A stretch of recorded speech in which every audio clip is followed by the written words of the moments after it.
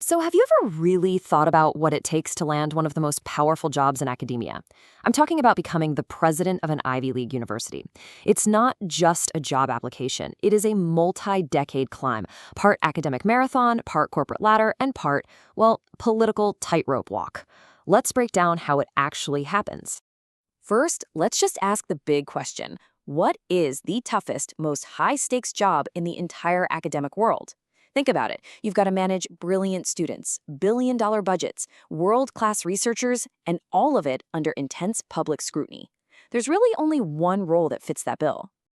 Yup, it's the Ivy League presidency. It's way more than just a job. It's a position that puts you smack in the middle of global education, cutting-edge research, and, more often than not, major national debates. The prestige is absolutely immense, but believe me, so is the pressure. So, to really get a grip on this climb, we first have to understand what this job has actually become. Because it is a far, far cry from the quiet, scholarly role it might have been just a few decades ago. The president of an Ivy League school today is a complete hybrid. You have to have the incredible academic credentials to earn the respect of Nobel laureates, right? But at the same time, you need the strategic and financial chops to run what is, for all intents and purposes, a massive multi-billion-dollar corporation. It's a really rare and demanding mix of skills. So where does a journey like this even begin? Well, every great climb starts at a base camp. And for this job, that base camp is building an absolutely ironclad academic reputation. This part is completely non-negotiable. Okay, so step 1, you need a PhD, and it has to be from a top-tier school.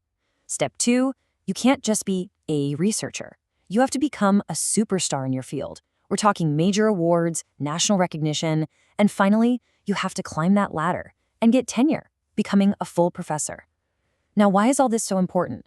Because to lead a faculty of world-class minds, you first have to prove you are one of them. So once you've built that rock-solid academic foundation, the next phase begins. This is the ascent into administration. This is where the scholar really starts to morph into an executive. And there's a pretty clear pipeline. You usually start as a department chair. That's your first real taste of juggling budgets and, let's be honest, faculty egos. From there, you move up to dean, leading a whole college, proving you can run a complex organization. And then comes the final, most crucial step, becoming provost. The provost is basically the university's chief academic officer. They manage the entire academic mission, from budgets to faculty hiring. It is the single most common stepping stone to the presidency. I mean, we just saw this with Harvard appointing Alan Garber, their long-serving provost. It just goes to show you this path is as relevant as it's ever been. But here's the thing. This is where the job has changed so dramatically. Having the academic and administrative experience, that's not enough anymore. To make that final push to the summit, candidates today face a completely modern test of skills that, frankly, have very little to do with the library or the lab. I mean, just look at how they spend their time. A modern president is expected to spend almost half their time, sometimes even more, just on fundraising. They're the chief fundraiser, tasked with charming donors and growing endowments that are already worth tens of billions of dollars. And as all-consuming as that fundraising is, the other demands are just as intense. And you know what? They've grown exponentially in just the last few years. Think about it. University campuses have become front lines for huge cultural and political debates. And that means a president has to be a master of crisis communications. You have to be ready to testify before Congress, handle aggressive media interviews, and somehow keep the campus calm during some pretty serious unrest. It's a highly political, very public-facing role now. And the sheer scale of the operation is just immense. You're not just running a school. You're basically managing a small city. We're talking about overseeing campus police, hospitals, huge real estate portfolios, and even research centers scattered all over the globe. So, serious financial and operational mastery, yeah, that's not optional anymore. Okay. So you've spent 30 years building this incredible resume. You're a star scholar, a seasoned administrator, a master fundraiser, and a crisis-tested diplomat. Now what? How do you actually land the job? Right? I mean, do you just hop on a job board and upload your CV? Is there a number you call? Well, the process for reaching this pinnacle is about as exclusive as the job itself. And that's the secret. You don't apply for this job, not in any traditional sense. An elite executive search firm, hired by the university's board of trustees, identifies, and approaches you. The whole process is shrouded in secrecy. So here's a peek behind the curtain.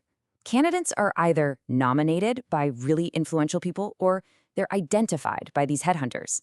Then, a small search committee of trustees and top faculty members vets them. And the final hurdle?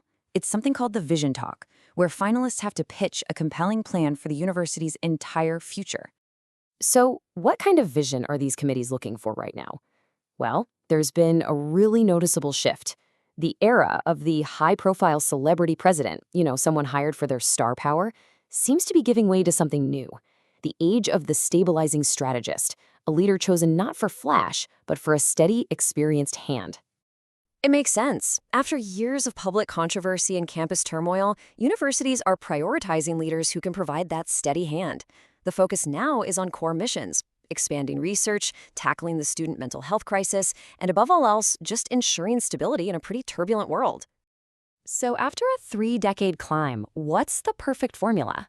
It really seems to boil down to this: the heart of a teacher, that was forged in the classroom, the mind of a researcher, proven in the lab, and the skin of a politician earned in the C-suite. It's a combination of traits that takes an entire career to hone. The profile of the perfect president has clearly changed to meet the challenges of today. It really makes you wonder, doesn't it? What new skills, what new temperament will the Ivy League president of, say, 2035 or 2040 need to successfully lead these iconic institutions into the future?